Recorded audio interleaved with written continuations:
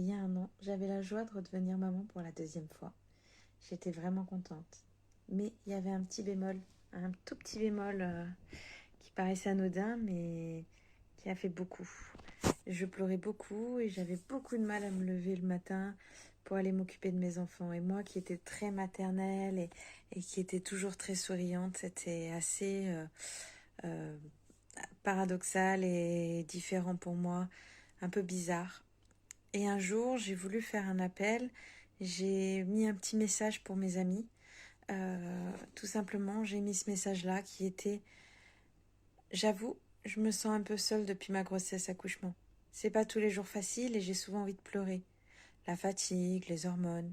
C'est une période de vulnérabilité qui n'est pas toujours facile à gérer.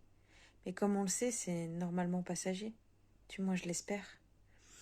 J'ai mis ce message et ça n'a pas eu beaucoup de réactions. Je me suis vraiment sentie seule, voilà, je me sentais pas accompagnée du tout. Et puis un jour, j'en ai parlé à mon médecin qui a été très surprise parce qu'elle avait rien remarqué du fait que j'étais toujours souriante et heureuse d'avoir mes enfants. Et je me suis rendu compte que en fait, c'était le début d'une dépression postpartum et que je n'avais pas eu avec ma première grossesse. Donc suite à ça, j'ai fait une formation en parentalité consciente, en accompagnante de parentalité consciente. Et j'ai dû, pour faire cette formation, m'entraîner sur moi. Et ça m'a complètement changée.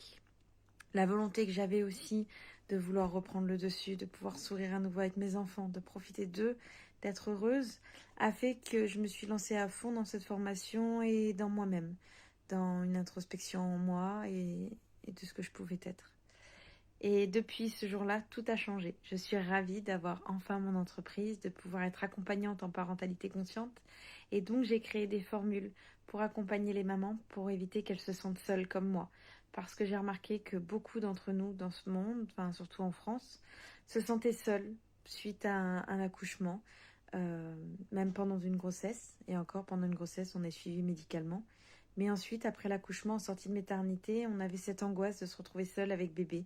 On se sentait pas accompagné. Beaucoup de mamans sont nostalgiques d'avoir raté leur allaitement à cause de ça, parce qu'elles n'ont pas su trouver les bonnes positions, les bons gestes, ou qu'elles ont simplement eu peur. Donc, lors de mes accompagnements, je les aide à prendre confiance en elles. Je leur montre les signes qui fait que euh, bébé est bien, qu'on voit que tout va bien et que la maman fait exactement ce qu'il faut, et ainsi que le papa. Et si ça ne va pas, il suffit juste des fois d'un tout petit conseil pour redonner confiance, pour retrouver le bon positionnement et d'être bien avec son enfant et prendre un bon départ et des bons liens avec. Je suis aussi formée dans le domaine de la petite enfance, qui me donne un plus dans dans le postnatal.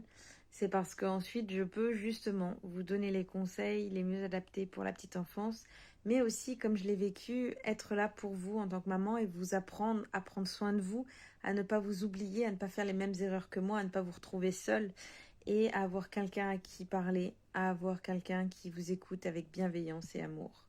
Car même si nos proches peuvent être là, parfois on n'ose pas leur parler, de peur du jugement, de peur qu'ils se fassent un avis sur nous, ou qu'ils veulent trop s'investir ou pas assez, ou même parfois on a peur que totalement ils s'en fichent.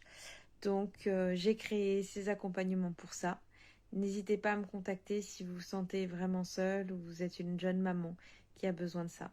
Si vous êtes dans le Gard ou dans l'Hérault, sachez que je fais aussi des visites et des ateliers en poste et prénatal pour les mamans, pour qu'elles puissent se créer des liens et se sentir beaucoup moins seules. Voilà, bon courage à tous les parents, que ce soit les futurs jeunes parents ou les parents les plus avancés qui ont déjà plusieurs années devant eux. À très bientôt!